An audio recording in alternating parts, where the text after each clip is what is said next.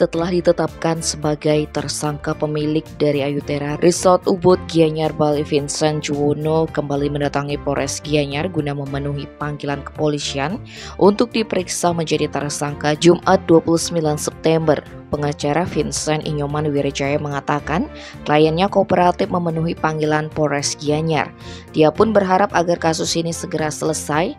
Wirijaya mengatakan sudah mengajukan penangguhan penahanan kliennya dengan alasan sudah berusia 67 tahun dan sakit-sakitan.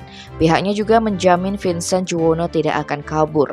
Sementara Kasat Reskrim Polres Gianyar Bali AKP Aryo Seno Wimoko mengatakan terkait kasus lift di Ayutera Resort menewaskan 5 orang pekerja dari Polres Gianyar sudah menetapkan tersangka dengan dugaan kelalaian pembuatan lift dan maintenance lift tersebut.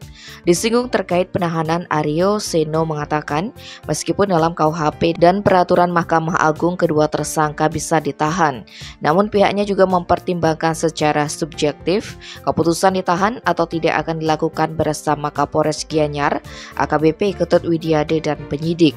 Pihaknya tak serta-merta langsung menahan orang, tapi juga melihat usia dan melihat rekam jejak medis.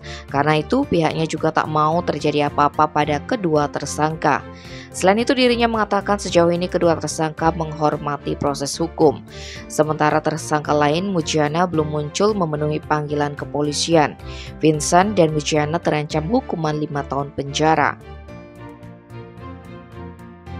Tim Bali Express melaporkan.